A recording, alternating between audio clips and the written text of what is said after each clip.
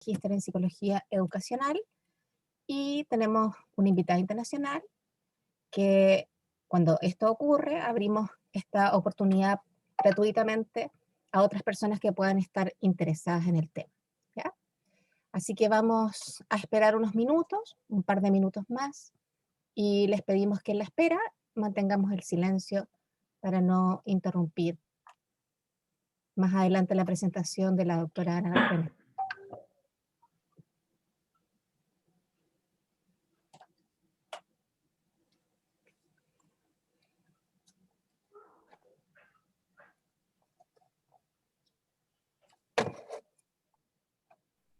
Voy a hacer un poco disco rayado porque voy a volver a repetir para las personas que van ingresando. Mi nombre es Verónica Villarroel. Les doy la bienvenida desde la Universidad del Desarrollo, la Facultad de Psicología y en particular del Magíster en Psicología Educacional. Este es un coloquio que se ha abierto al público, pero que forma parte del curso de Magíster en Psicología Educacional titulado Evaluación y Retroalimentación para el Aprendizaje. En estos momentos estamos admitiendo a las personas que se han inscrito. Actualmente tenemos 54 personas que están conectadas y les pedimos que por favor se mantengan con su micrófono apagado.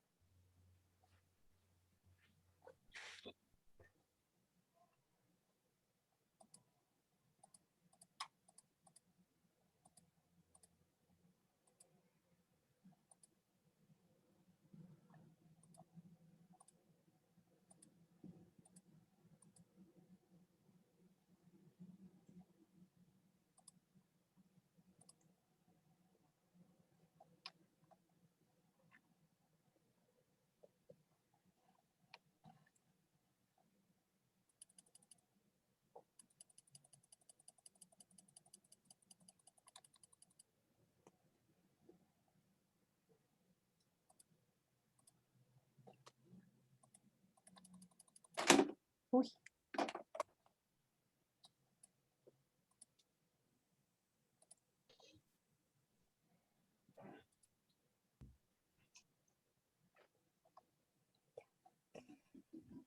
Bien, en estos momentos voy a dar la bienvenida a esta actividad. Mi nombre es Verónica Villarroel, les doy la bienvenida desde la Universidad del Desarrollo, la Facultad de Psicología y en particular del Magíster en Psicología Educacional. Les cuento que tenemos una invitada internacional a este curso que se abre al público solamente en esta oportunidad, que es un coloquio. Nuestra invitada internacional es la doctora Ana Remesal. Ella no es la primera vez que está con nosotros, ya ha estado en otras oportunidades con nosotros. Ella, la voy a presentar con algunos datos, es doctora en psicología y licenciada en psicopedagogía de la Universidad de Barcelona, trabaja en la Universidad de Barcelona, actualmente forma maestros en educación primaria y secundaria. Sus intereses en investigación se centran en la evaluación educativa y en concepciones del profesorado y el alumnado, y en este día en particular nos va a ofrecer el tema la evaluación y su impacto en la práctica docente. Ella está con nosotros desde Barcelona, hace un esfuerzo importante porque hoy día en Barcelona a esta hora son las 21:37 horas, ¿cierto? Entonces ella hace un esfuerzo de estar con nosotros en este horario. Entonces, en esta situación les doy una cordial bienvenida a todos y en particular a Ana. Les agradezco la convocatoria y espero que tengamos una buena sesión. Para que tengamos una buena sesión les pido que los comentarios y preguntas los vayan haciendo en el chat y por favor mantengamos el micrófono apagado para que resulte de la mejor forma esta actividad. Muchas gracias. Bienvenida, Ana. Gracias, pues quiero agradecer nuevamente la invitación, en primer lugar, y en segundo lugar la asistencia, porque como bien has dicho, en España son las 9:30 pasadas de la noche y estoy compitiendo en audiencia con el peliculón de la semana y con el fútbol, así que es un gran mérito para quienes están asistiendo y por supuesto en Chile también, que también son horas de sábado de mucha motivación por asistir y lo agradezco. Voy a empezar ya directamente para avanzar. Y pensé que con estas horas que tiene la sesión sería interesante introducir algunos elementos interactivos. Entonces yo les pido que tengan a la mano un celular con batería o un teléfono móvil, que decimos aquí en España, y con este móvil vayan a la página menti.com. Allí, en esta página, menti.com, deberán introducir el código 821-59136, tal como se ve en pantalla. Y encontrarán una pregunta. Una pregunta es simplemente una pregunta para entender cómo funciona esta aplicación de menti.com, porque no sé si todos ya la conocen.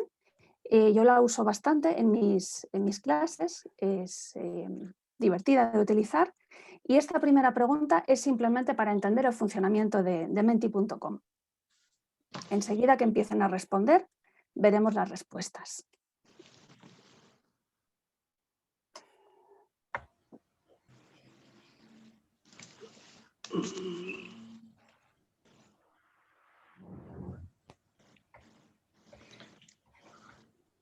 Veo que ya han respondido 10 personas, 11.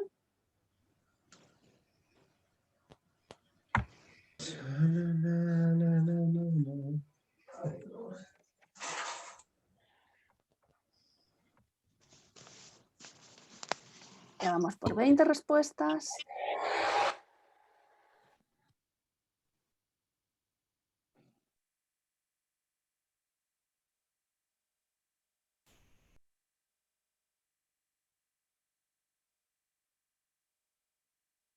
¿27?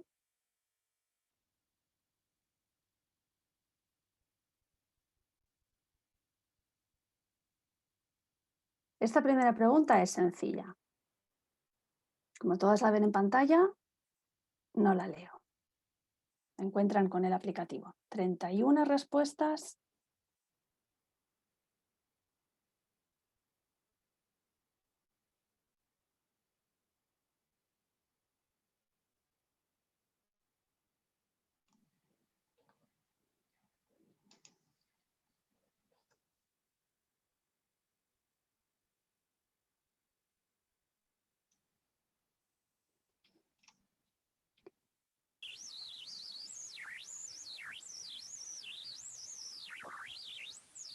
Bueno, con 34 respuestas estamos ya prácticamente al 50% del auditorio.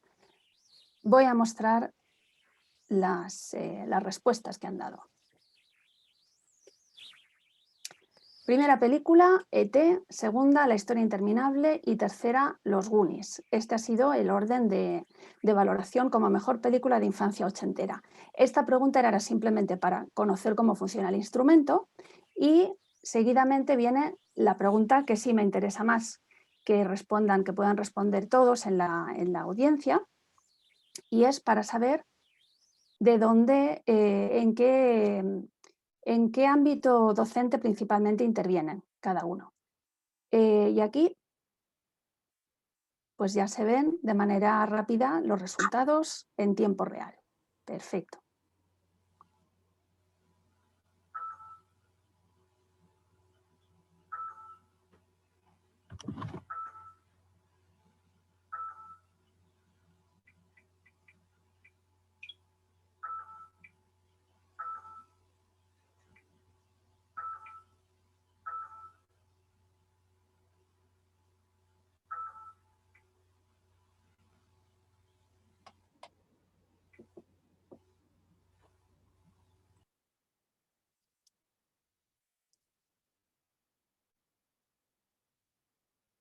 Vale, parece que sobre todo tenemos participantes de educación secundaria, pero aún apenas han respondido la mitad. 35.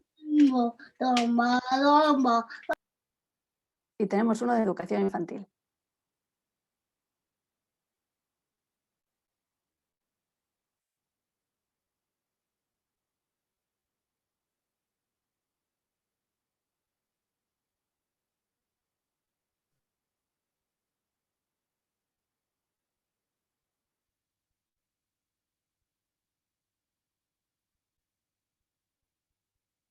Bueno, esto me da un panorama general, bastante interesante, de cuál es el nivel de intervención principal de la audiencia y me ayudará a adecuar un poco los contenidos o las ideas que quería compartir. Muchas gracias por responder. A lo largo de la sesión habrá otros momentos de participación similar con esta misma aplicación. Entonces, vamos a seguir vamos a iniciar la presentación. Hace unas 3 semanas me invitaron a participar en esta sesión y me propusieron este índice: el impacto de la evaluación en el aprendizaje, concepciones docentes sobre la evaluación, creencias y resistencias docentes, cambio docente en ámbitos de evaluación del aprendizaje y buenas prácticas para el cambio docente en el área de la evaluación del aprendizaje. Cuando empecé a preparar esta sesión, como suele ocurrir, me di cuenta de que era conveniente cambiar el índice y cambiar un poco el enfoque y, bueno, coger alguna curva. Y en esta curva que cogí, finalmente quedaron 4 puntos, que serían estos: impacto de la evaluación, pero ¿en qué de qué? En segundo lugar, creencias y concepciones docentes sobre la evaluación, porque interesa clarificar qué son estos dos conceptos.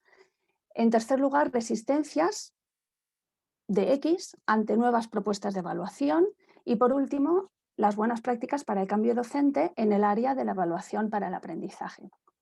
Y en realidad este índice se podría formular en un modelo circular o cíclico, porque todos los puntos están interrelacionados en realidad, y se podría iniciar la narración por cualquiera de ellos porque todos están conectados, pero en realidad, bueno, finalmente empezaré por el impacto porque fue donde me pidieron empezar. Pero el propósito final de la sesión es reflexionar sobre todos estos 4 puntos y cómo ellos están interrelacionados. Entonces, vamos al primer punto: el impacto de la evaluación, pero ¿en qué de qué? Bueno, en los años 80, finales de la década de los 80, tenemos 2 estudios en los cuales se afirman estas 2 ideas importantes. Cada 2 minutos se toman decisiones evaluativas en el aula, por un lado, y por otro lado, 1/3 del tiempo escolar se dedica a la evaluación. Lo dejo aquí sobre la mesa y añado además la pregunta de si opina la audiencia que estas 2 afirmaciones en el 2021 continúan siendo iguales o diferentes, y en qué sentido pueden haber cambiado.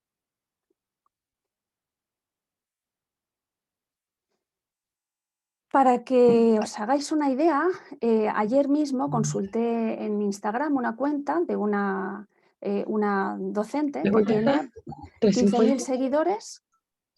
No es una cuenta menor, es una cuenta con un volumen de seguidores muy interesante.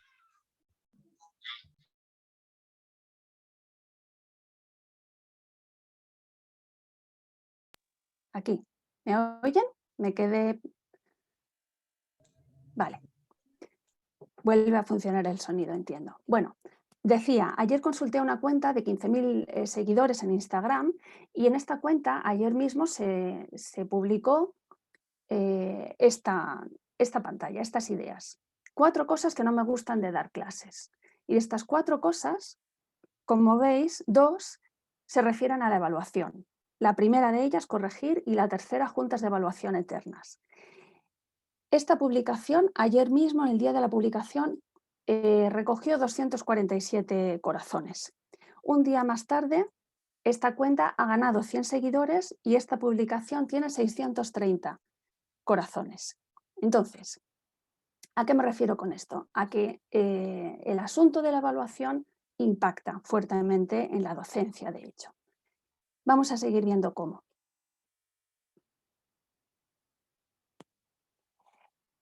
En realidad, a muchos docentes se les podría plantear esta pregunta: ¿enseñas o evalúas? ¿No? Es quizá la pregunta que se le podría hacer a la docente que hace la publicación anterior. Ella diferencia claramente los momentos en los cuales está evaluando y los momentos en los cuales está enseñando.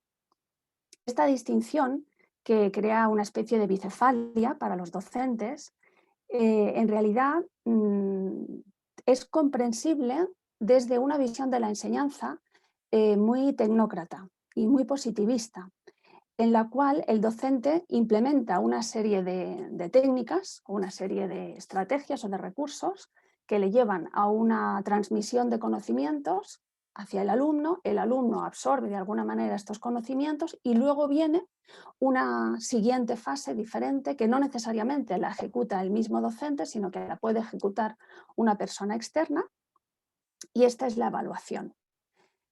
Esta bicefalia se produce mayormente y sobre todo en culturas diferentes de la nuestra, y particularmente en la cultura anglosajona y en culturas asiáticas, que parecen muy diferentes entre sí, sin embargo comparten esta visión tradicional más tecnócrata del maestro y más positivista del aprendizaje. ¿Qué tenemos en cambio en una visión más latina, más tradicional latina? Pues tenemos esta propuesta: evaluar es el arte de tomar buenas decisiones. ¿Y esto qué implica? Pues fijaos que cuando Miguel Ángel Buonarroti hace la escultura del David, necesita mucho conocimiento. Necesita conocimiento acerca de los materiales, acerca de los instrumentos, acerca de dónde conseguir unos y otros, de cómo funcionan los instrumentos, cómo se deben utilizar. Necesita conocer o trazar un plan de acción y necesita tener una visión de futuro que lleve a esas piezas de mármol a ser finalmente la escultura tan grandiosa que conocemos. Ese es el proceso de evaluar desde el punto de vista, o sea, desde la comprensión del maestro como un especialista artesano en su oficio, que en cada momento debe saber cuál es su contexto particular y qué decisiones debe tomar para llegar a donde quiere llegar. Esta sería la idea de la evaluación como más sociocultural e interactiva. Entonces, ahora sí, vamos a pasar a lo que se planteaba en el índice inicial, que es el impacto de la evaluación en el aprendizaje. Y aquí tenemos un concepto, que es el backwash effect, el efecto de retrolavado. Y se puede resumir en esta frase: para saber qué se aprende, no preguntes qué se enseña, pregunta cómo se evalúa. A través de este efecto de retrolavado, lo que sabemos hoy en día es que los alumnos tienen la sabiduría de adaptarse en su forma de aprender y en sus objetivos propios de aprendizaje y en su motivación hacia el aprendizaje, de adaptarse exactamente a aquello que demanda el profesor. Y esto también se relaciona con otro concepto, que es el enfoque de aprendizaje. Es decir, por muchos esfuerzos que pongamos en decir que enseñamos de una manera competencial, que es lo que actualmente se intenta difundir y se intenta defender, si el día del examen, si el día de la evaluación, lo que exigimos al alumno es una mera repetición de conceptos, el alumno no aprenderá a desarrollar competencias, aprenderá a definir conceptos. Esta es la realidad. Entonces, ¿cómo se relaciona esto con el otro concepto, que es enfoque de aprendizaje? El alumno adecúa su forma de aprender a su objetivo de aprendizaje. Si su interés está en comprender, realizará un aprendizaje más significativo, y eso está relacionado con un enfoque de aprendizaje profundo. Si su interés está simplemente en superar los requisitos básicos para pasar el curso, sus acciones de aprendizaje responderán a lo que se llama un enfoque de aprendizaje superficial. Y si su interés de aprendizaje o si sus expectativas personales están dirigidas a conseguir la mejor calificación posible, entonces funcionaría desde un enfoque de aprendizaje estratégico. ¿Dónde se empieza a publicar acerca de este efecto de retrolavado? Bueno, pues es en los años finales de los años 80, inicio de los años 90, es cuando se empieza a utilizar este concepto, y se empieza a utilizar en el ámbito del inglés como lengua extranjera. Y no es casual que se empiece a utilizar en este ámbito, opino, porque la enseñanza de la lengua extranjera acepta tradicionalmente e internacionalmente que tenga una evaluación externa unificada y estandarizada para poder acreditar hacia un público externo o hacia el contratador que tu nivel de dominio de una lengua es el que es realmente, ¿no? O es el que dices que es. Entonces aquí es donde se produce una mayor bicefalia, porque los profesores de lengua extranjera realizan su labor en el aula y después, posteriormente, hay todo un sistema de evaluación externa que es el que establece los niveles de competencia o los niveles de ejecución y todo un sistema de evaluadores acreditados que garantizan que esta evaluación sea la que debe ser. Entonces, esta evaluación externa, que ya tradicionalmente se acepta en el ámbito de la lengua extranjera y sobre todo del inglés, a través de, por ejemplo, exámenes que todos conocemos, como de la Universidad de Oxford o el TOEFL en América, en Estados Unidos, pues esta idea de evaluación externa se expande a otros ámbitos de conocimiento, a otros ámbitos curriculares. Y aquí tenemos, por ejemplo, las pruebas de PISA o las pruebas de TIMSS u otras similares. Aquí pongo otros ejemplos. Las más conocidas son las pruebas de PISA, pero en realidad tenemos también TALIS, PIAAC, PIRLS, TIMSS, todas estas, y son solamente ejemplos de pruebas que se van realizando con periodicidad diferente y sobre ámbitos de conocimiento diferentes. ¿Qué sucede con estas pruebas? Pues que generan una competición internacional, de hecho. Aquí he puesto simplemente algunos enlaces para que después, si se consulta la presentación, pues puedan ver cómo a raíz de los resultados de estas pruebas hay todo un movimiento en la prensa para o bien alentar a una serie de políticas educativas o bien promover el cambio de políticas educativas en todos los sentidos, en todos los colores. Y aquí, por ejemplo, ¿qué sucedió en el caso de PISA? Que es quizá la prueba más conocida internacionalmente. PISA se inició en el año 2000, se repite cada 3 años. De hecho, este año, en el 2021, tocaría una nueva prueba de PISA. No sé si se llevará a cabo en estas circunstancias de pandemia, pero en todo caso, según el ritmo adoptado, tocaría prueba PISA este año.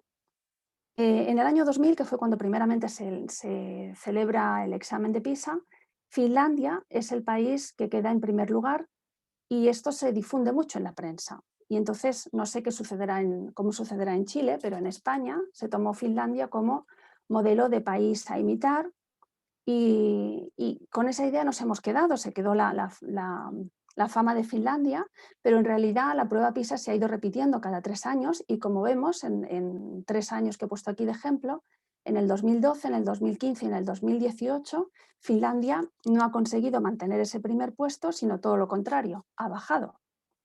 Incluso en el 2018, que es la última prueba que se hizo, en matemáticas estaba en el puesto 15 y en ciencias y lectura en el puesto 7. A cambio, otros países han subido. ¿Qué países han subido? Pues países de cultura asiática, como decía antes, Shanghái, Singapur, Hong Kong, Japón, son los países que superan ahora y que están en primera línea de estos resultados. Bien, ¿con esto qué tenemos? Tenemos, por un lado, una buena noticia y es que las prácticas escolares son sensibles al cambio y lo que sabemos hoy en día es que si realmente queremos cambiar prácticas escolares, lo que tenemos que hacer es cambiar las prácticas de evaluación, producir o provocar un cambio en las prácticas de evaluación y esto tiene un efecto de retrolavado, como decía, sobre las prácticas de aprendizaje y de enseñanza. ¿Y cuáles son estas consecuencias que tienen estas pruebas internacionales? Pues hay consecuencias para todos los países en muchos niveles. Hay un cambio en la legislación educativa nacional, hay un cambio en los sistemas de evaluación, siguiendo este cambio de legislación, hay cambios en currículum y sobre todo hay cambios en ambas direcciones, que esto es lo interesante, ¿no? Y lo paradójico. Por ejemplo, en España se empieza a introducir la evaluación externa nacional o a nivel regional comunitario a raíz del inicio de las pruebas PISA, y lo mismo sucede en Finlandia. En Finlandia actualmente han ido un poco más lentos, pero precisamente por esta bajada de resultados en las pruebas PISA, en este momento se está planteando la instauración de un sistema de evaluación externa nacional. Y por otro lado, en los países asiáticos que tienen buenos resultados o que están subiendo en los rankings de esta prueba, lo que intentan es reducir esta evaluación centralizada o este sistema. ¿Y por qué intentan reducirlo? Pues porque la realidad de los adolescentes que participan en estas pruebas no se corresponde en absoluto con los buenos resultados que presentan las estadísticas. Y esto se manifiesta, por ejemplo, en los altos índices de suicidio de adolescentes.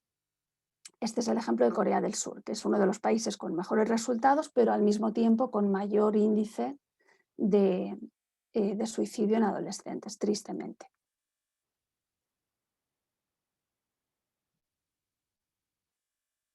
Muy bien, con esto hemos llegado al siguiente punto y les propongo ir al menti.com, otra vez a la aplicación. Voy a asegurarme de que está activo. Aquí.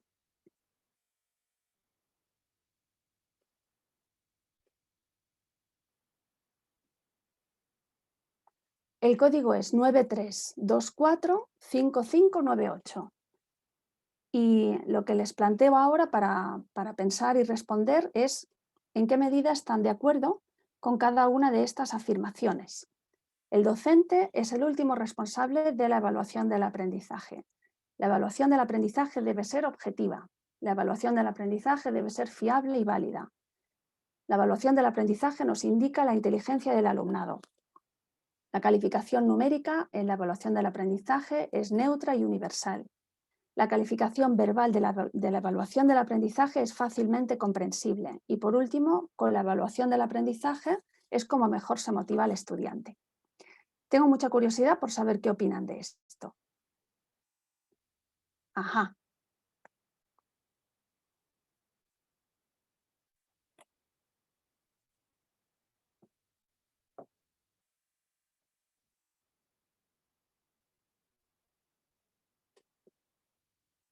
Ya respondió una persona.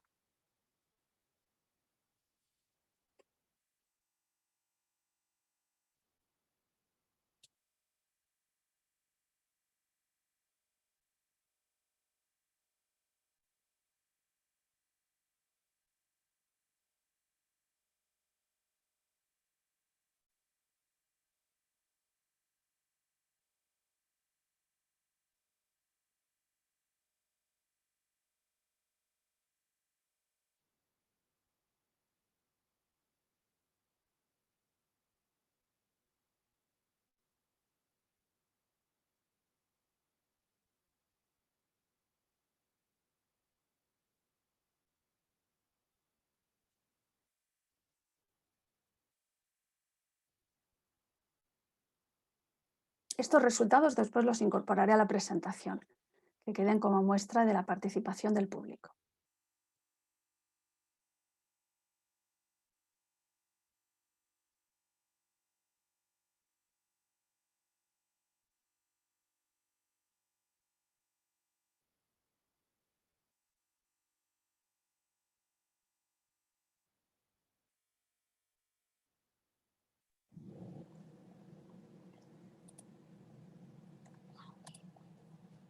Ana, disculpa, ¿Sí? preguntan el público si se puede ver los resultados, porque nosotros no los vemos. ¿No los estáis viendo? No, debe ser Pues porque estoy como no está- compartiendo pantalla. Voy a nosotros vemos refrescar a ver si... solamente la página del PowerPoint que dice creencias y concepciones, donde aparece el menti y el código. Sí. ¿Ahora sí lo ven? He refrescado pantalla. No, No, pues entonces voy a compartir, voy a presentar entero y debería verse. ¿Ahora sí? No, tampoco. No aún. Hay que compartir la presentación y poner compartir pantalla completa. Y ahí podríamos acceder a la pestaña de la página de Menti. Pero es como estaba compartiendo. Dejo de compartir un segundo.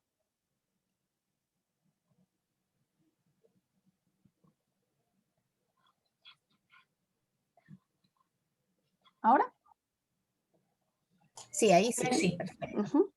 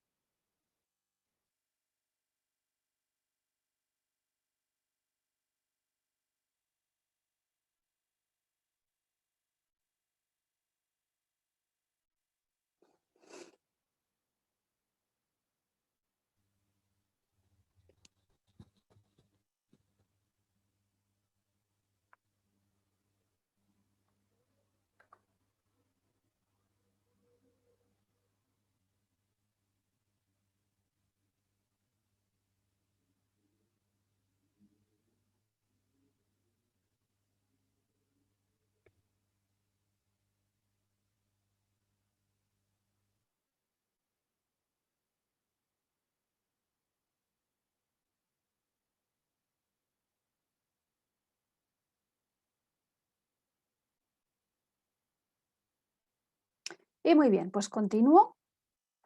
Han respondido 46 personas. Esto sería muestra de creencias acerca de la evaluación. Regreso a la presentación a ver si se puede ver. ¿Se ve la presentación ahora? No, yo creo que hay que dejar de compartir. Entonces tengo que dejar de compartir y volver a la pantalla. Sí.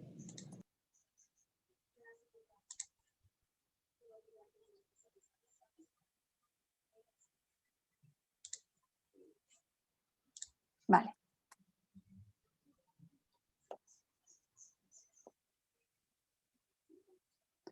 Vale, muy bien. Este apartado es sobre creencias y concepciones docentes sobre la evaluación. Lo que acaban de responder en este pequeño cuestionario eran creencias aisladas. ¿Y qué son creencias? Son afirmaciones que una persona toma por verdad. Pueden coincidir con un conocimiento científico contrastado o pueden no coincidir y ser producto de la tradición, producto de opiniones establecidas o producto de pensamientos personales. Pero son afirmaciones aisladas en sí mismas. ¿Cuándo se convierten estas creencias en concepciones? Cuando se relacionan entre sí. Y aquí he puesto el ejemplo de un profesor A y un profesor B. Hablamos de las mismas 2, 4, 6, 7 creencias de origen que están aquí, entonces por eso mantengo los mismos colores. El profesor A toma la creencia azul como su creencia principal, la más fuerte. Y en torno a esta creencia azul se organizan todas las otras creencias, siendo la roja la segunda más fuerte, y están todas interconectadas. El profesor B toma la creencia verde como su creencia principal y seguida de ella la creencia negra y después la creencia roja. Y las otras demás creencias tienen menos peso, están ahí y están menos conectadas entre ellas. ¿Qué podría ser aquí, por ejemplo, en relación con las que acabamos de ver en el cuestionario? Podríamos pensar, creencia azul. La evaluación debe ser fiable y válida, que respondían muchos. Y junto con esta creencia, el profesor A dice, de acuerdo, esta es mi creencia principal y además considero que la comunicación de resultados en forma numérica es neutra y además universal. Entonces, en conclusión, la comunicación de resultados es como mejor se debe transmitir porque así será fiable y válido. Esta es la conexión de las dos ideas. El profesor B, por ejemplo, considera que la evaluación nos permite identificar la inteligencia del alumno. Y esta es su creencia principal, la creencia verde. Y esta la conecta con, ¿qué teníamos? La evaluación, voy un segundo atrás para ver el ejemplo. La evaluación es aquello que mejor motiva al estudiante. Aquí. Entonces, ¿qué sucede? Que las dos concepciones del profesor A y el profesor B, aun partiendo de las mismas creencias, son diferentes y además tienen una consistencia y una coherencia interna diferente y una fuerza interna también diferente. El profesor A seguramente en sus creencias es más fuerte y se mantiene más firme cuando encuentra un conflicto a estas creencias. El profesor B es más voluble al cambio de creencias porque ellas mismas están poco interconectadas. Entonces, ¿qué es lo que tenemos en el ámbito de las creencias y las concepciones docentes sobre la evaluación? Básicamente hay dos modelos. Un modelo lo propone Gavin Brown y otro modelo lo propongo yo misma. Ambos estuvimos trabajando en paralelo sobre estas propuestas de los dos modelos, en paralelo en el tiempo, prácticamente, con muy poca diferencia, en nuestras respectivas tesis doctorales y en las antípodas. Yo estaba en España y el profesor Brown estaba en Nueva Zelanda.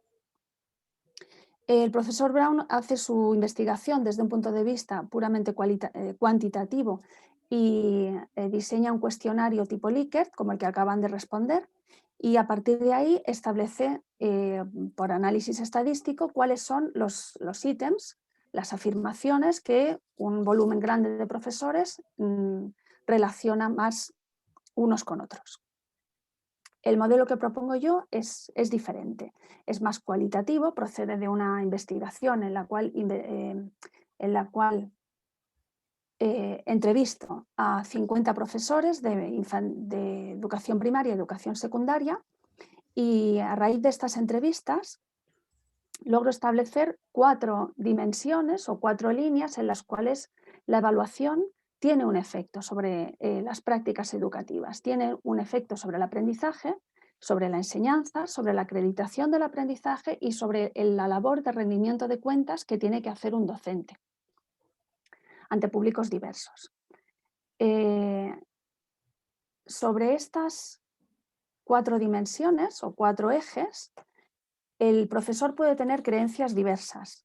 Puede, por ejemplo, tener todas sus creencias relacionadas con lo que hoy llamaríamos evaluación formativa, aquellas prácticas de evaluación que nos permiten revisar continuamente lo que estamos ofreciendo al alumno y las dificultades que está experimentando el alumno para poder ajustar las prácticas y los recursos a este camino de aprendizaje. O podría ser lo contrario, una visión más social o societal de la evaluación, en la cual lo que importa es cómo el alumno consigue un rendimiento de aprendizaje y puede demostrarlo. Y podemos encontrarnos también otra situación como más mixta o variable, en la cual un profesor tiene una serie de creencias que van en línea de evaluación formativa cuando habla del aprendizaje, pero que no tienen la misma línea de evaluación formativa, sino todo lo contrario cuando habla de la enseñanza. Habla de lo importante que es el efecto que tiene la evaluación para regular el aprendizaje, pero cuando se pone en una situación de modificar sus prácticas de enseñanza a raíz de resultados que obtiene de la evaluación, ahí es donde de pronto choca con otras creencias que van en contra. Y precisamente esta situación de creencias en conflicto es más frecuente de lo que pensamos. Y además, dentro de lo que cabe, es bastante normal, porque el propio sistema educativo nos exige tomar decisiones que son de regulación de la enseñanza y el aprendizaje y que son también de acreditación y de rendimiento de cuentas. ambas decisiones o ambos tipos de decisiones son importantes y forman parte del sistema educativo y de la labor docente y de la responsabilidad docente. Entonces no se puede prescindir de ninguna de ellas. De ahí el conflicto continuo. Vamos a pasar ahora al punto 3, que serían las resistencias a nuevas propuestas sobre la evaluación. Y aquí continuamos a una segunda pantalla del código anterior. Lo vuelvo a compartir. Dejo de compartir.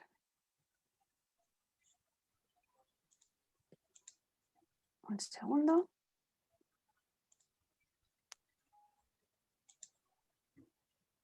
Vale, si están en el Menti, es el mismo código donde estaban antes, simplemente pasar la página. Código 93245598. Y comparto pantalla. Comparto pantalla. Aquí. Aquí se trata de pensar en qué orden pondríamos estas tres representaciones metafóricas de la evaluación. Evaluar es cómo pulir los engranajes de una maquinaria compleja para que no chirríe y produzca el objeto esperado sin defectos. O evaluar es cómo hacer un alto en el camino, escudriñar el paisaje y eventualmente cambiar de sendero para llegar a casa. O bien, evaluar es cómo hacer un maratón contrarreloj en un puerto de montaña.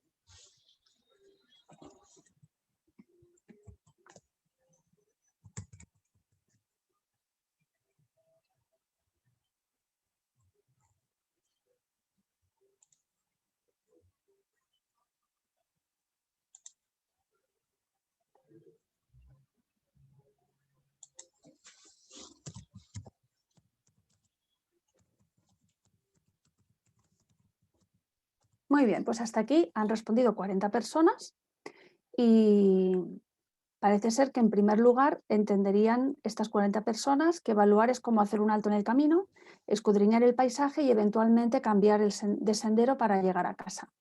La casa representa los objetivos que tenemos, estamos andando en este camino que es el proceso de aprendizaje y de vez en cuando el camino que hemos cogido inicialmente no nos acaba de llevar al objetivo y por lo tanto tenemos que cambiarlo. Y para ello nos fijamos en el paisaje, que es todo aquello que sucede en el contexto complejo de enseñanza y aprendizaje.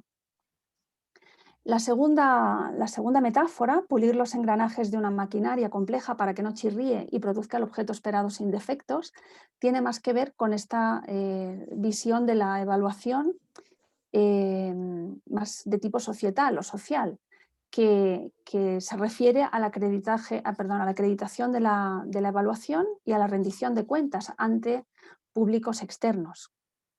Y la tercera metáfora, el hacer una maratón contrarreloj en un puerto de montaña, implica todo lo que ahora vamos a hablar en los siguientes puntos que quedan, de todos los efectos motivacionales, emocionales que puede tener la evaluación y de los que pocas veces se habla también. Bueno, pues muchas gracias por responder. Regreso a la presentación.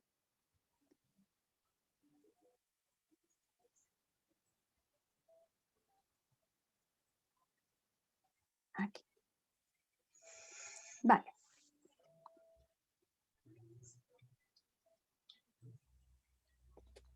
Bueno, les recuerdo que el índice original que se me propuso hablaba de resistencias docentes a las nuevas propuestas de evaluación y yo he quitado el término docente aquí, por una razón simple.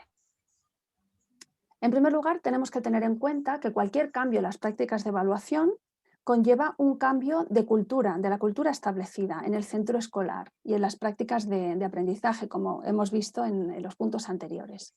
Incluso y sobre todo del currículum oculto, es decir, de aquello que no se está enseñando, pero sí se está aprendiendo, ¿no? No se está enseñando oficialmente, que son las formas de hacer, las actitudes, los hábitos que están sotto voce, participando de toda la vida del centro y todo el proyecto de aprendizaje. Incluso a esto afecta cuando se hacen cambios en las prácticas de evaluación. Por lo tanto, lo normal es tener resistencias, lo normal es encontrar resistencias, lo raro sería no encontrarlas. Entonces, vamos a ver ahora qué sucede cuando un profesor está evaluando. Bueno, aquí no sé si a Chile llegó la canción de Alaska y Dinarama, de a quién le importa lo que yo haga, a quién le importa lo que yo diga. Aquí vemos al profesor que está en su aula enseñando y evaluando a su alumno. Y podemos pensar que su aula es un mundo, es una isla, y lo que hace, pues no le importa prácticamente a nadie más que a él y a su propio alumno, como mucho, si es que está motivado por el aprendizaje. Pero en realidad no es así, porque como mínimo tenemos aquí al señor Skinner, al director del colegio, que está representando toda la administración educativa superior al aula, superior al maestro, que evidentemente influye en sus decisiones y está esperando resultados también de su acción profesional.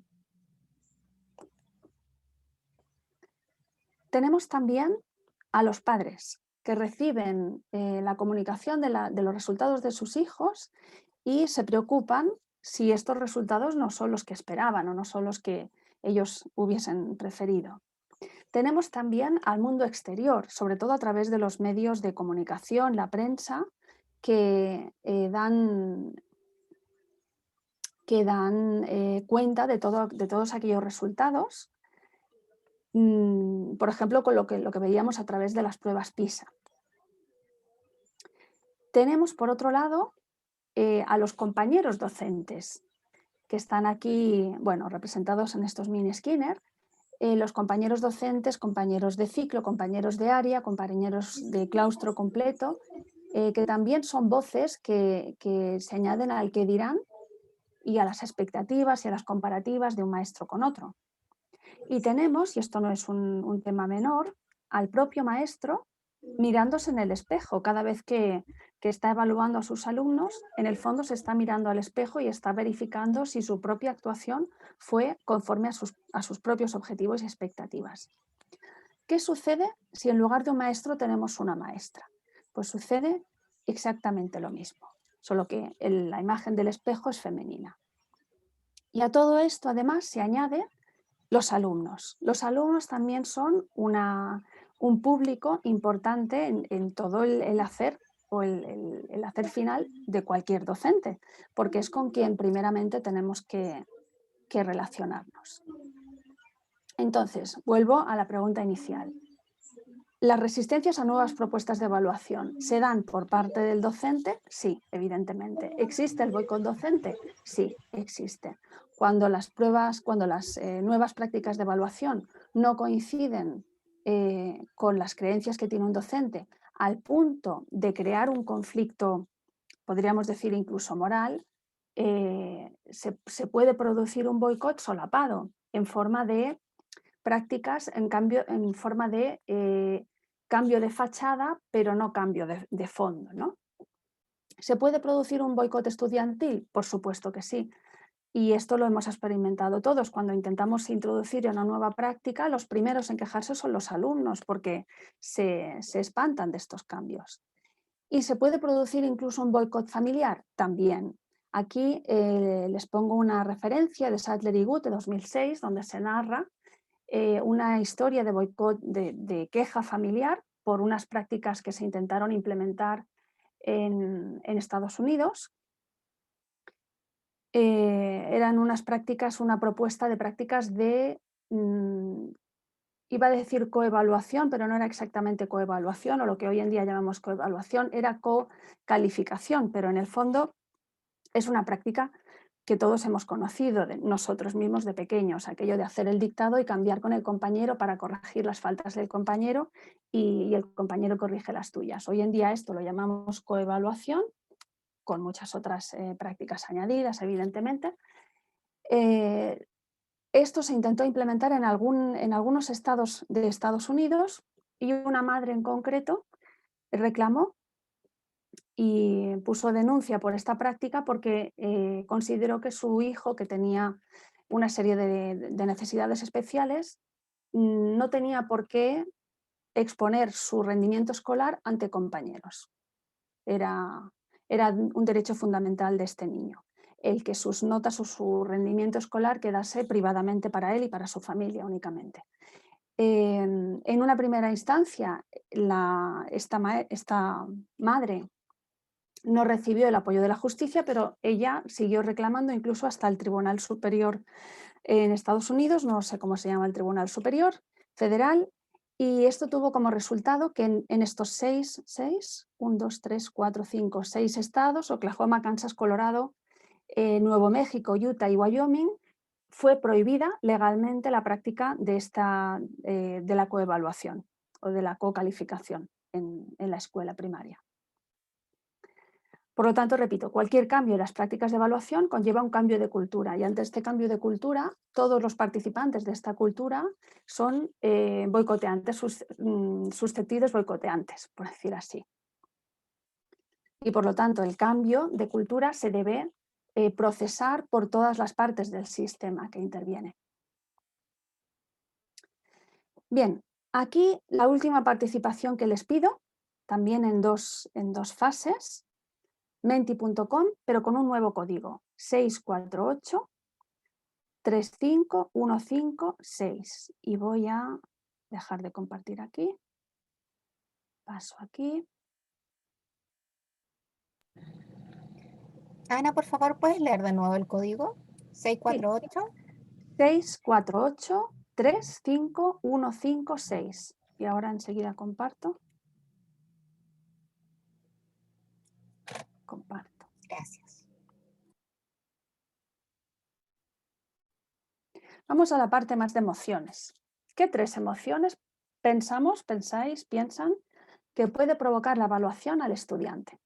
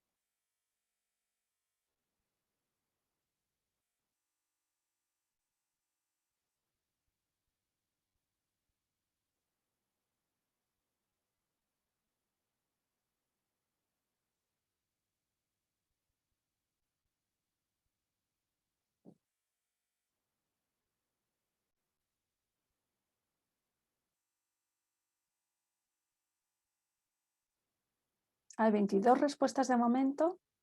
Esta hay que pensarla un poco más.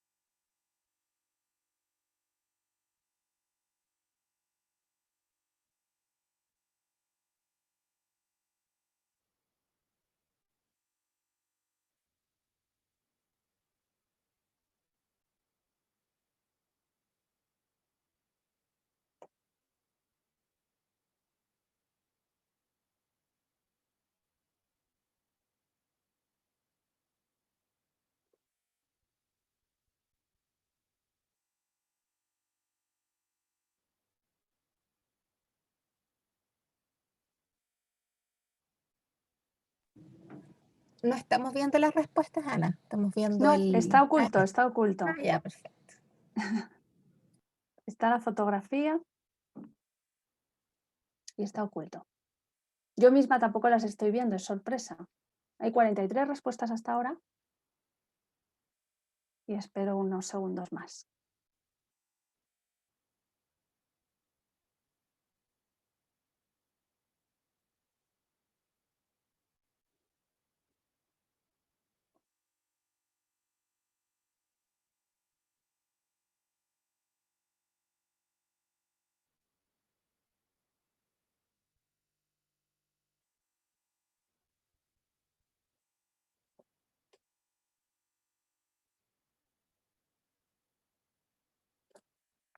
Vale, pues vamos a ver cuál es la respuesta. ¿Y por qué no se me... Un momento. No me obedece. Presento otra vez. Completo. Y ahora. Ahora.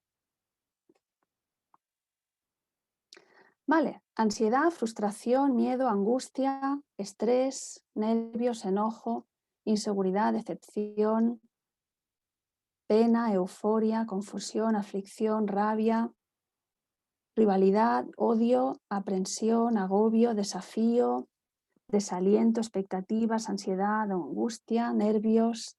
Y qué negativo todo. Qué negativo todo, ¿no? Nadie pensó en que la evaluación también produce, bueno, satisfacción, sí. También produce orgullo de haber hecho las cosas bien.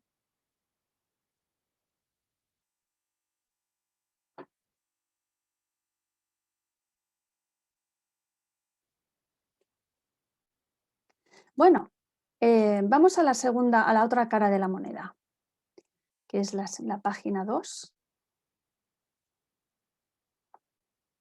Y veamos qué emociones puede producir la evaluación al docente.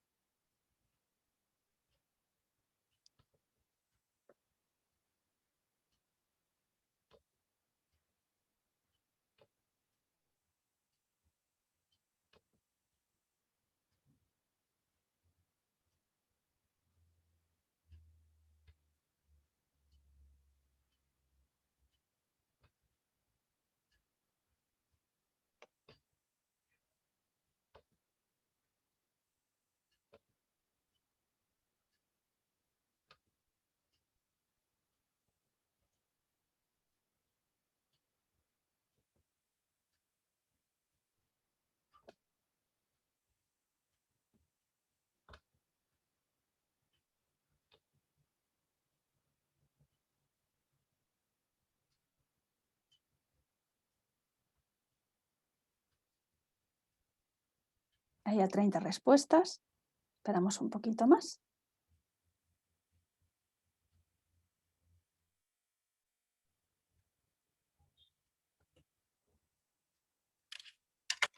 Quedan todas las respuestas anónimas, luego no se sabe lo que uno dijo. Quizá tenía que haber dicho esto al principio para que más gente se animara a participar.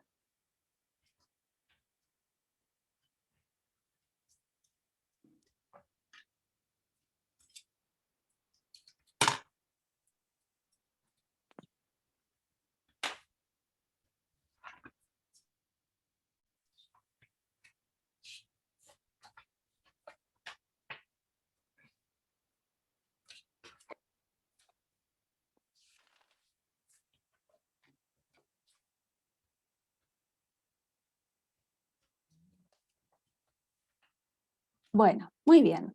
Como es tarde, vamos a ver ya la solución. Ahí, no me obedece.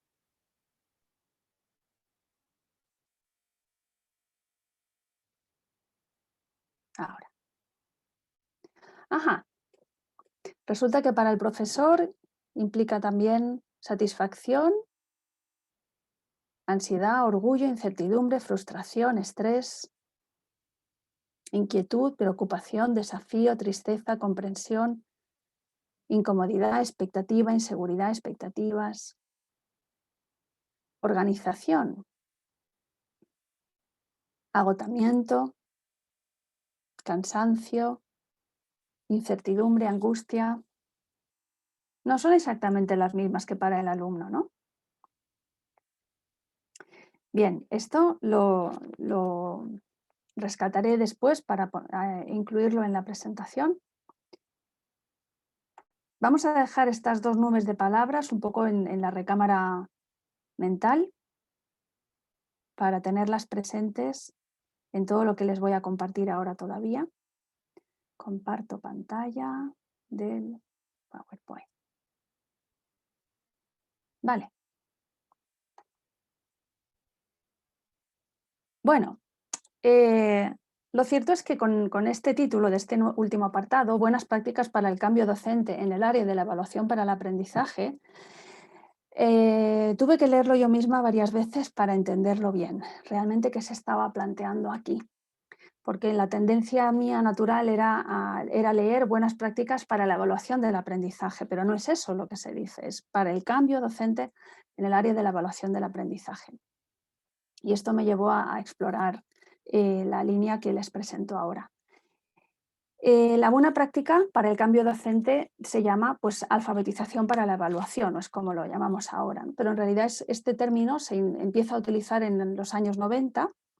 Este artículo de Stiggins es casi el primero que se suele citar como inicio de este concepto, de esta idea, y aquí les he traducido el resumen de aquel artículo, de aquel primer artículo de hace exactamente 30 años. Los analfabetos o iletrados en evaluación no entienden cómo producir datos de rendimiento de alta calidad y no valoran de manera crítica los datos que utilizan. La mayoría de los estados, de Estados Unidos se entiende, no exigen ningún entrenamiento explícito sobre la evaluación como parte de la formación docente. Los consumidores últimos de los datos, estudiantes y padres, deben aprender a ser suficientemente alfabetos letrados en evaluación como para indicar las incongruencias y presionar para el cambio. Y, madre mía, incluye 9 referencias este artículo, ¿no? Hoy en día, si presentas un artículo con menos de 30 referencias, te miran mal, pero este incluía 9 referencias y lo pone como un dato a señalar. Es un resumen de un artículo que da un poquito de miedo, genera un poco de tristeza, ¿no? Cómo se está hablando de los docentes respecto a la evaluación. Hace 30 años parece que hablará de otro mundo, ¿no? Aparece el docente analfabeto y letrado en evaluación como decía antes, ¿no? Un mero ejecutor de las técnicas docentes, de lo que luego dará rendición de cuentas, pero a través de un sistema externo, experto, que velará por la buena ejecución técnica y poco más. Y dice otra cosa también importante, y es que no se ofrece ninguna educación específica o ninguna formación específica para que el docente aprenda a evaluar. Ya de hecho, el mero término que se utiliza para ello, el entrenamiento explícito, también se ubica en un paradigma, en una visión de la evaluación y de la propia enseñanza y aprendizaje, desde un punto de vista más positivista, ¿no? Más directo. Este es el inicio, el punto de partida. Entonces, ¿qué tenemos para tomar nota? Bueno, esto es como se presentaba el concepto de alfabetización de evaluación o para evaluación en la década de los 90, y tenemos un poco lo que dije al principio, y es que estas primeras publicaciones sobre la alfabetización para la evaluación se producen en el ámbito de la enseñanza del inglés como segunda lengua, por esta dualidad del sistema entre docentes y examinadores oficiales que velan por la buena calidad de los títulos acreditativos del nivel de lengua extranjera o el nivel de inglés. Entonces, el contenido típico que podían tener los cursos, ¿no? O las formaciones de entrenamiento para la evaluación, originalmente eran estos de aquí, se ve muy pequeñito, voy a agrandarlo.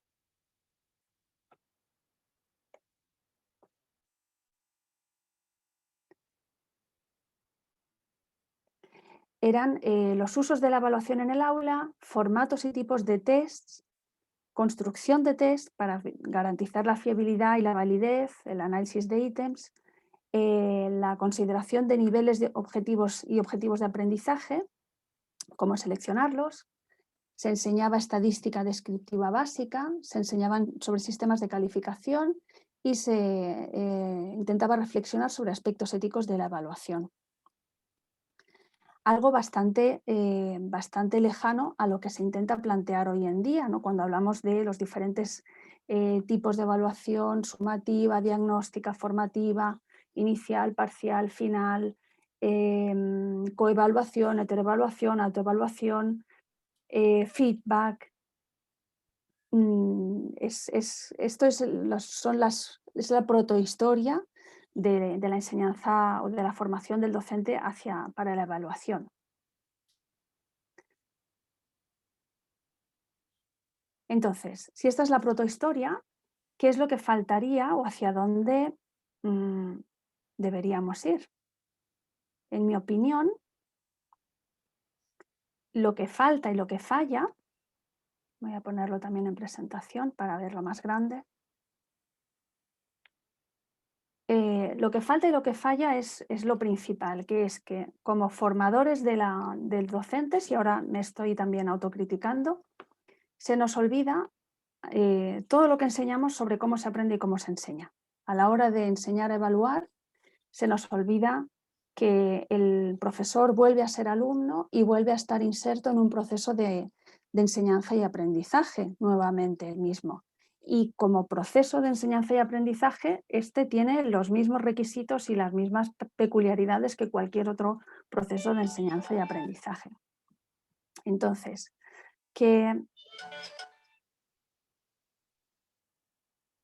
¿por qué no va?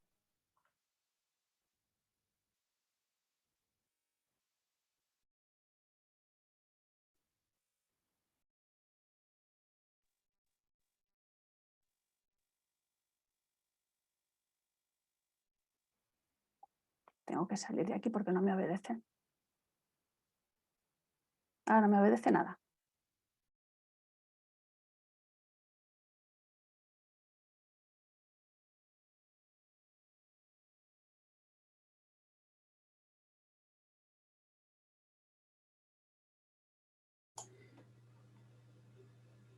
Ana, ¿estás en silencio por si acaso? Ahora, vale. Sí, es que al cruzar con el zoom, se cambiaron las funciones de las teclas. Y entonces le di a pasar página y me canceló el audio. Bueno, ¿qué tendríamos entonces que considerar a la hora de formar a los docentes para evaluar? Pues que volvemos a una nueva situación de enseñanza y aprendizaje, y esta implica ser coherentes con lo que enseñamos a los docentes sobre la enseñanza y el aprendizaje. Implicaría partir del estado previo del alumno docente. Sus concepciones previas, sus ideas, sean estas acertadas o erróneas, sus experiencias, su práctica actual, su motivación.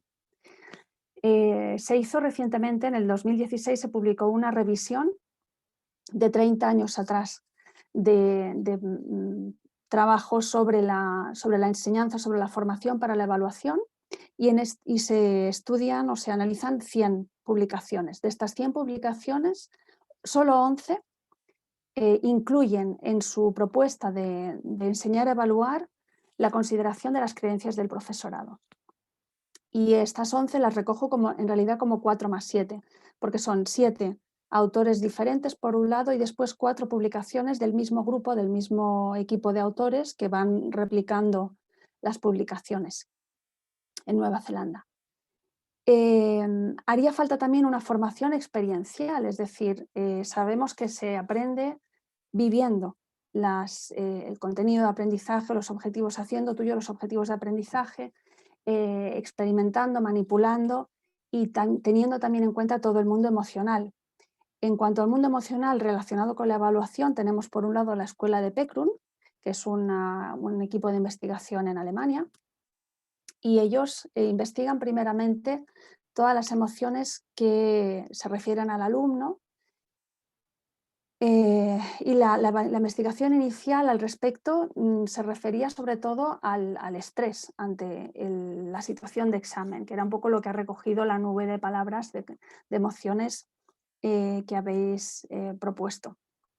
Sin embargo, en investigaciones de segundo capítulo, digamos, ya se han recogido emociones mucho más amplias y recogen también emociones positivas, como podría ser pues, la alegría por el buen resultado, el orgullo, la satisfacción. Yo misma también estoy intentando investigar en este ámbito de todo el mundo motivacional y emocional relacionado con la evaluación desde hace un par de años. Y después también deberíamos tener en cuenta que el aprendizaje es situado, y esto lo decimos frecuentemente en la actualidad, y que para desarrollar competencias tenemos que tener en cuenta el contexto en el cual se desarrolla, se pone en práctica esa competencia. Y esto también deberíamos tenerlo en cuenta en el ámbito de la evaluación, es decir, podemos enseñar técnicas particulares de evaluación generales a 2 profesores, uno de historia y uno de matemáticas, pero cuando cada uno de ellos regrese a su aula y tenga que contextualizar de nuevo esas técnicas o esos principios de evaluación para su contenido matemático o para su contenido de historia, ahí de nuevo se va a encontrar con un conflicto siguiente, que es cómo encajar estas nuevas ideas sobre la evaluación con sus propias ideas sobre qué significa la historia, qué significa las matemáticas, qué es enseñar historia y qué es enseñar a aprender matemáticas. Ahí hay un nuevo conflicto. Entonces, ¿qué tendríamos que tener también en cuenta? Pues esto de aquí, a ver si ahora me permite. Voy a intentarlo. Ahora sí. Vale. Tendríamos que considerar también las prácticas evaluativas en toda su extensión.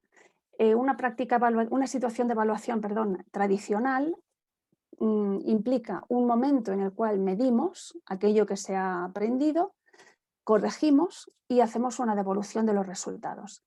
Pero una situación de evaluación enriquecida sería aquella en la cual antes de medir preparamos al alumno, le damos pistas y hacemos una última revisión del aprendizaje para garantizar la mejor ejecución posible, la mejor medición posible. Y después de la devolución tendríamos momentos en los cuales se reflexiona sobre lo que ha sucedido y se toman decisiones de mejora. Estas situaciones de evaluación, al mismo tiempo, están dentro de un panorama más amplio, un contexto también histórico del propio aprendizaje, que sería el programa evaluativo. Y cada programa evaluativo se refiere a todas las decisiones que toma y que planifica un profesor en relación con una situación de aprendizaje, que puede ser una unidad, un mes, un trimestre, un curso. Entonces, toda esta complejidad tiene que ser tomada en cuenta a la hora de formar para la evaluación y de tomar en cuenta todas las necesidades de cambio que tienen que ver con la evaluación, con las propias prácticas evaluativas. Entonces, aquí también tenemos nosotros, formadores docentes, el reto de predicar con el ejemplo. Y aquí es donde también pecamos en muchas ocasiones, porque he puesto antiejemplos. A mí me gusta trabajar más con antiejemplos que con ejemplos. Y aquí habría un primer antiejemplo de una rúbrica. Actualmente pues está muy de moda trabajar con rúbricas y sin embargo yo considero que es dificilísimo elaborar una buena rúbrica porque siempre tiene que estar contextualizada y muy detallada en todo el progreso de aprendizaje y el contexto de aprendizaje. Entonces, esta, por ejemplo, sería un mal ejemplo de rúbrica, en mi opinión, puesto que cuando vemos, por ejemplo, el sobresaliente en cuanto al diseño, cuida muy bien el diseño, notable cuida bastante bien el diseño, cuida suficientemente bien el diseño y no cuida el diseño. Entonces, esta gradación entre cuidar suficientemente, cuidar bien y cuidar muy bien, ¿cuál sería? ¿Qué significa en realidad? Esto para el alumno queda igual de críptico que si le damos un 5, un 7 o un 9 en realidad. Y pasamos al siguiente ejemplo, donde también vemos pues, errores bastante fuertes en esta rúbrica construida, empezando ya por las 4 categorizaciones, ¿no? Entre pasable, correcto, bien y excelente. ¿Cuál es la diferencia entre correcto y bien? Yo he crecido toda mi vida considerando que lo correcto está bien hecho. ¿Y por qué lo pasable es menos que correcto, menos que bien? Es todo muy debatible. Y dentro de cada una de las categorías también hay problemas. Por ejemplo, cuando en la primera línea, uso de Internet, aparece en el nivel correcto, usa ocasionalmente los enlaces sugeridos y navega con facilidad sin ayuda. En el nivel bien, es capaz de utilizar los enlaces sugeridos para encontrar la información y navega fácilmente sin ayuda. Y en el nivel excelente y navega con facilidad sin ayuda. Cuando no hay una diferencia de gradiente en estos 4 niveles, la rúbrica está mal construida, evidentemente. Bueno, pues en esto también pecamos mucho porque no predicamos con el ejemplo. ¿Qué tenemos recientemente? Pues una nueva propuesta que surge de esta revisión de 100 trabajos sobre la formación docente para la evaluación, que les decía, y esta nueva propuesta ya intenta enriquecer bastante más la formación para la evaluación, intenta tener en cuenta todo esto que ven en esta pirámide. En primer lugar, el conocimiento explícito, conocimiento técnico sobre aquello que ya se incluía en aquella gráfica de círculos. En las primeras propuestas formativas, conocimiento acerca de las funciones de la evaluación, acerca de la calificación, se añade el feedback, se añade la coevaluación y la autoevaluación, se añade conocimiento sobre la interpretación y comunicación de resultados, sobre asuntos éticos, a un nivel de conocimiento técnico. Sobre esto se añade el nivel más afectivo y de creencias, y sobre esto el nivel de toma de decisiones o de la creación de una identidad del docente como asesor. ¿Qué destacaría yo de aquí? Destacaría estos 3 puntos: la dimensión afectiva, la dimensión, el apartado de creencias epistemológicas, que son las creencias sobre el aprendizaje en sí, y en particular sobre el aprendizaje de la materia que yo imparto, sea matemáticas, sea inglés, sea historia, sea literatura, la que corresponda. Y en conjunción con estas 2 ideas, con estos 2 apartados, estaría también el propio conocimiento de la materia y el conocimiento didáctico de la materia, porque todo ello se interrelaciona con las creencias que tengo y con las emociones que soy capaz de tener, de tolerar, porque evaluar también implica mucha frustración por parte del docente, mucha tensión, como se ha reflejado también en la nube de conceptos, de propuestas. Y hasta aquí mi propuesta de hoy.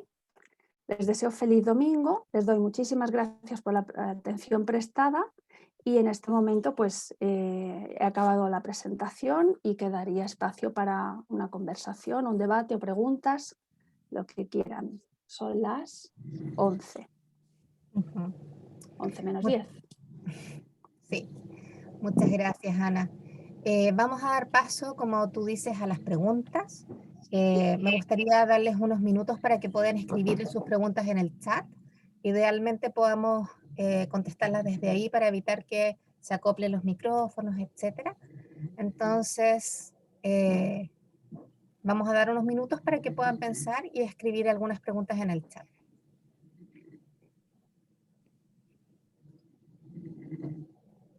Hay mensajes de agradecimiento de Marta, dice genial, Ana, Paola, muchas gracias, Raquel, gracias por compartir, Olga, excelente presentación, muy refrescante, muchas gracias Ana, Vicente Carro.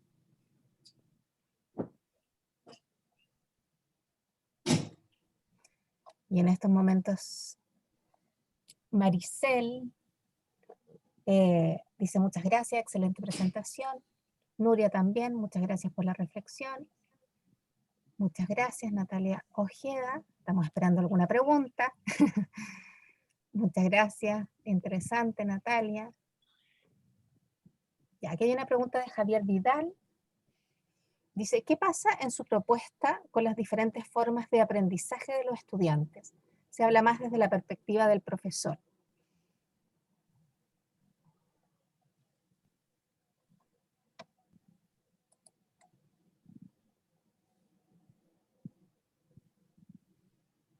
Sí, es verdad que enfoqué la presentación más desde la perspectiva de la formación para la evaluación y las necesidades de cambio aquí. Las diferentes formas de aprendizaje del estudiante. No sé si se refiere a diferentes tipos de aprendizaje, de contenidos de aprendizaje que el estudiante debe afrontar. ¿Se refiere a esto? Claro, acá dice, pregunta Javier, dice, desde las formas de aprender del estudiante, hay teorías o planteamientos a veces que plantean que los alumnos aprenden de manera distinta, cómo uno puede desde la evaluación quizás responder a esa diversidad.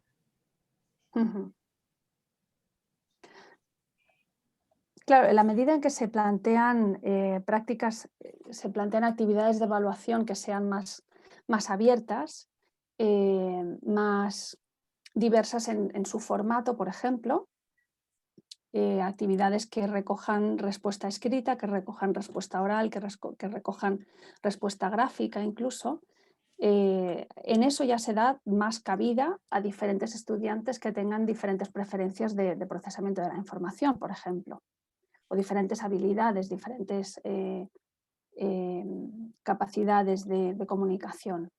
Esa sería una primera medida a considerar. En esa misma línea, Ana, hay dos preguntas. Después voy a recoger otra que habla de las rúbricas, pero para seguir en la misma idea. Respecto a la diversificación de los aprendizajes y atención a la diversidad.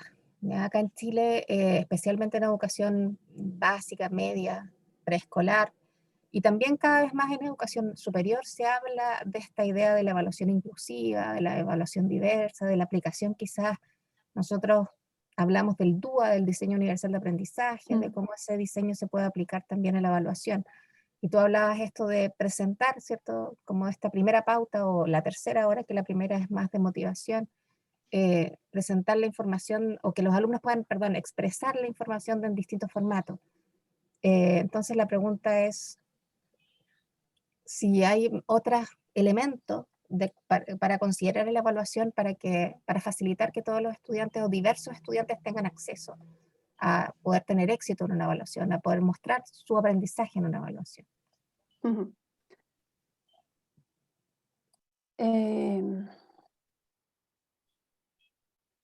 Aparte del formato, no lo han oído, pero aquí ha ganado el Barça.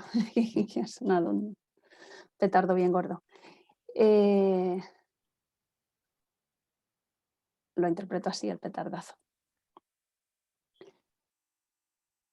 Aparte del formato, en cuanto a las propuestas de DUA, del diseño universal de aprendizaje, entiendo que también sería, por ejemplo, interesante considerar diferentes tiempos, no solo diferente tiempo en cuanto a la duración que se le puede conceder al alumno, entre comillas, ¿no? Para poder realizar una actividad y demostrar lo que aprendió en ese tiempo, sino también el momento. También hay que tener en cuenta el momento histórico en el cual se realiza una evaluación. Un mismo error de un alumno en el primer día de trabajo de unos contenidos no tiene en absoluto la misma interpretación que a mitad de camino o que el último día. Todo esto se debe considerar en la parrilla de la toma de decisiones, ¿no?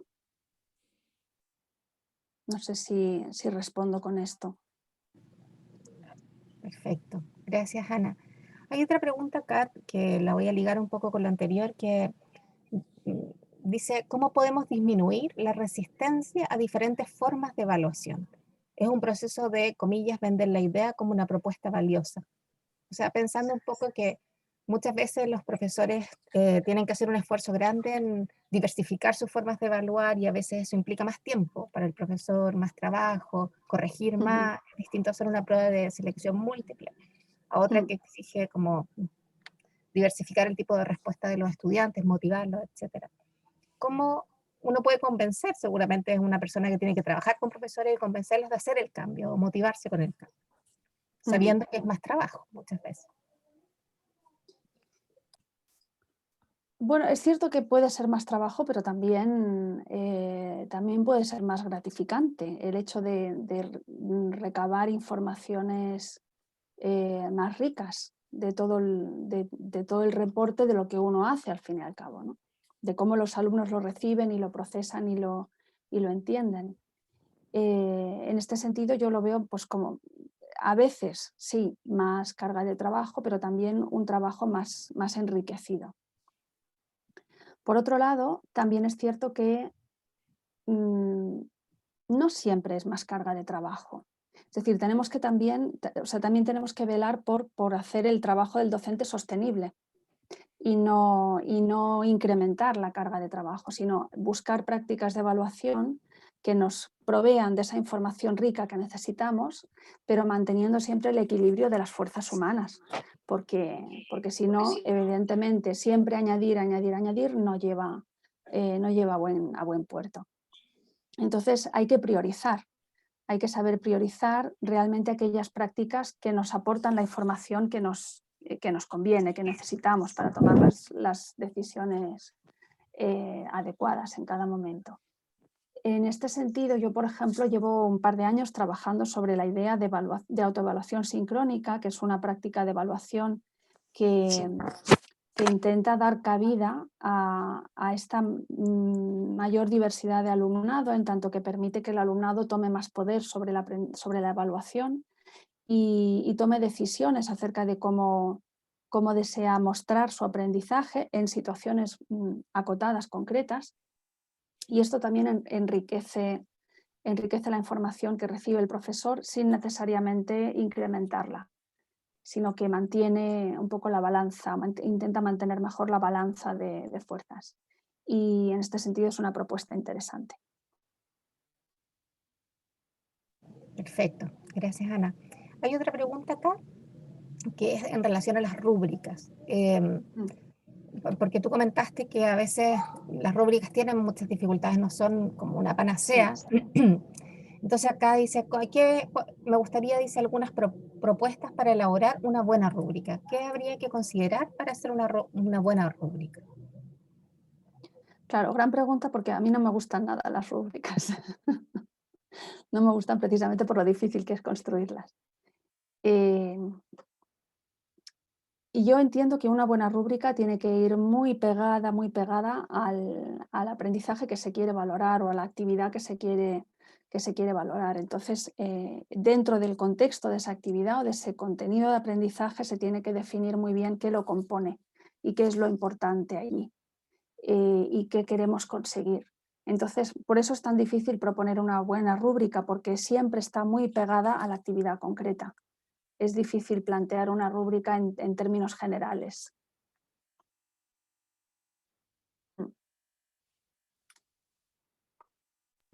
Sí. Sí. A mí me ha servido mucho en ocasiones, porque uno a veces tiene en su cabeza qué es un buen trabajo, por ejemplo, un ensayo, qué hace un buen ensayo, y uno busca rúbricas de otras personas, más lo que uno ha pensado y diseña una rúbrica, ¿cierto? Pero a veces uno le pasa que ha revisado ensayos y que a veces no exactamente representa la rúbrica esa identidad que tiene un buen ensayo. Entonces a veces cuesta decir, este es un buen ejemplo, me parece que logró expresar todo lo que tenía que expresar, es un buen ejemplo de ensayo, Pero a veces si el estudiante mira la rúbrica, no necesariamente va a ver este buen ejemplo, no va a poder hacer ese tránsito. Entonces lo que me ha servido es muchas veces mostrarle el buen ensayo a los estudiantes, el que yo me parece que es un buen ejemplo para que ellos se guíen para futuras redacciones de ensayo, y después decirle qué hace que este ensayo sea el que yo consideré que el año anterior fue el mejor de todos, qué hace que sea un buen ejemplo, qué hace que yo lo haya evaluado bien. ¿Qué piensan ustedes que me hizo tomar esa decisión? Y ellos después de eso piensan como en indicadores, y después uno puede mostrarles la rúbrica y ver si se entiende la rúbrica de otra forma, al ellos haber leído el ensayo y haber como rescatado los mejores indicadores o lo que mejor representa ese ensayo en particular. Quizás también eso ayuda muchas veces a tomar buenos ejemplos para pensar después en la rúbrica. ¿Hay otra pregunta? ¿Sí? ¿Hay otra pregunta? No, me parece muy interesante lo que decías, es muy práctico. Aquí hay otra pregunta, dice, de María Daluz. Dice, la formación del profesorado requiere cambios profundos en las experiencias de formación inicial, como sugiere Ana Remasal. Por ejemplo, el portafolio europeo de las lenguas es un instrumento de autoevaluación del alumno y de reflexión en contexto de diversidad cultural, hace como 20 años. Sin embargo, ha sido utilizado por algunos maestros como un test para evaluar al alumno. Pero si se aplican las orientaciones del marco común europeo de las lenguas, aprendizaje y enseñanza, el alumno desarrolla su autonomía y sus capacidades críticas. Es un comentario en realidad. Y acá hay una pregunta, dice, estimada Ana, ¿qué puedes decir? Camila Vallejo hace esta pregunta. Estimada Ana, ¿qué puedes decir o complementar con la criminalización de la palabra evaluación? Ya que la forma de evaluación con fines económicos y políticos que buscan medir conocimiento para encajar en una órbita internacional, pues el aprendizaje significativo en cada ser humano aflora de manera distinta y dinámica, sobre todo en sociedades multiculturales. Bueno, sí, es cierto que todos los términos, toda la familia semántica de la evaluación está criminalizada. Aquí no sé cómo es en Chile, pero en España está muy feo decir examen. Se dice control, se dice test, se dice prueba, pero incluso el término prueba también es del ámbito criminal, si se piensa bien, ¿no? O judicial. Y no sé por qué es así. A mí me parece bonita la evaluación, pero mi visión muy particular. Sí, yo creo que se intenta aliviar el peso, ¿no? O este impacto que tiene tanto sobre la docencia como sobre el aprendizaje, cambiando los términos e intentando buscar términos más livianos, pero no por ello el público se deja engañar. O sea, los estudiantes saben exactamente lo que implica cada una de estas prácticas. Lo saben incluso desde bien pequeñitos. En la tesis, cuando entrevisté a numerosos estudiantes y los maestros de primaria me decían, sobre todo de primer ciclo de primaria, primer y segundo curso, me decían que ellos evaluaban de una manera continua, observando sencillamente a los estudiantes y para que ellos no se sintieran atosigados por las pruebas, los controles, que no padecieran por ello. Y cuando entrevistaba a los alumnos sabían exactamente cuando el profesor se acercaba con una intención de observar, pero de una manera especial. Eran absolutamente sensibles a esas situaciones. Claro, uno se imagina eso, que muchas veces en educación preescolar es muy así, como evaluación cotidiana del día a día, como de proceso. Aquí hay una pregunta, y hay dos preguntas relacionadas con la pandemia, con la situación que estamos viviendo hoy día, que en Chile es bastante compleja. Y hay una pregunta que dice, ¿qué fallos o qué debilidades y elementos de mejora en las prácticas evaluativas se vislumbran a partir del contexto de pandemia? Como si nos hemos dado cuenta en este contexto que hay prácticas mejores que otras, o hay aspectos que podemos mejorar. Y en línea con esa está la pregunta de Jaime, que dice que en Chile ahora no se ponen notas, especialmente en educación básica y media, no se están evaluando con nota, no se está calificando, ¿ya? Ujú. Ha sido un poco más flexible el proceso.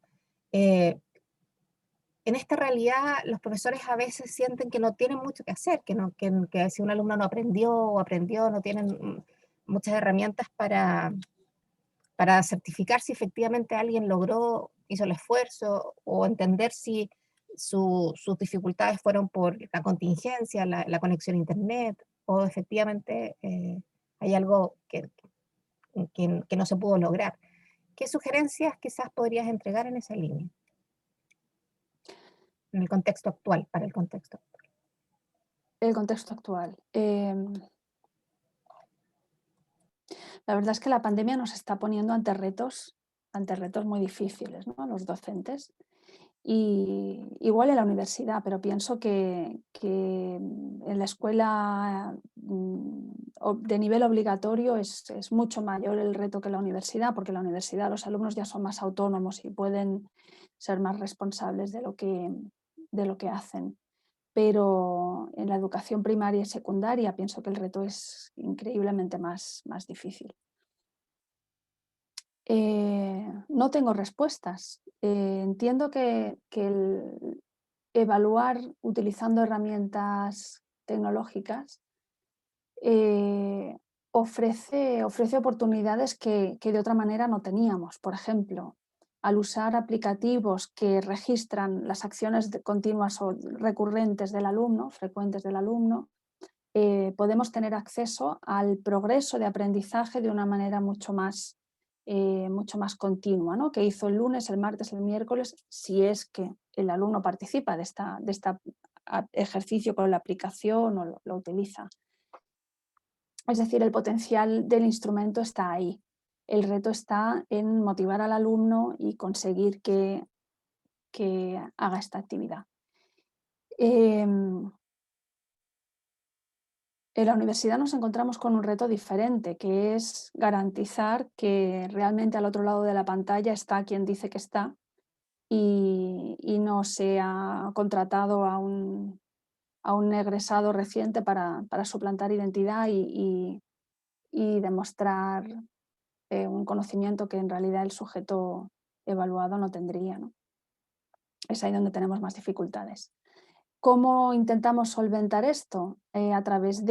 O cómo lo intento yo, a través de actividades que son de tipo competencial, que exigen respuesta creativa, que exigen un análisis, una interpretación de situaciones, es decir, que no tienen garantizada una respuesta de antemano. ¿Es posible esto en la educación básica? Entiendo que en alguna situación también, porque también allí ya nos proponemos el desarrollo de competencias, pero también está en la educación básica la necesidad de asentar habilidades esenciales que después contribuyen al desarrollo competencial, ¿no? Y ahí el potencial de la tecnología lo veo más en este rastreo continuo de la actividad del alumno, que decía antes, en este registro múltiple también de diferentes actividades, diferentes momentos que pueden configurar la imagen de puzzle, ¿no? Mucho más rica de toda la ejecución del alumno. Y el reto está en conseguir esta participación. Gracias, Ana. Y voy a recoger una última pregunta antes de despedirnos, muy cortita, y que dice que Jaime Montero dice, puede ser interesante que aparte del docente y los alumnos, en la práctica de evaluación puedan participar las personas y grupos atendidos. En el sentido, seguramente lo está diciendo, que a veces los alumnos, por ejemplo, hacen una investigación sobre una empresa. La empresa puede evaluarlos también, o sería interesante hacer eso, que también aquellos que resultan como beneficiados del estudio puedan también cumplir un rol de coevaluadores. Ujú. Bueno, esto de hecho se produce, ¿no? Si pienso ahora, por ejemplo, en la formación de maestros, los maestros hacen sus prácticas, o al menos aquí en España, y tienen un tutor de prácticas en el centro escolar, y ese tutor de prácticas también evalúa la participación del alumno en su periodo de prácticas. Y entiendo que la formación profesional, por ejemplo, también es importante la labor del este tutor de empresa o de centro X de prácticas.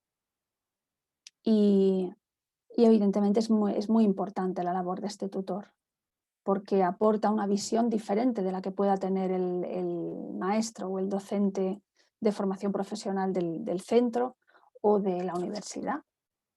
Porque al final tú vives al alumno, lo observas en un contexto determinado y ante unas situaciones de aprendizaje determinadas, pero el tutor del centro de prácticas tiene una visión diferente del mismo alumno. Y entonces es importante esta colaboración, muy importante. Perfecto. Bien, quiero agradecerte, Ana, por el esfuerzo y lo interesante de tu ponencia.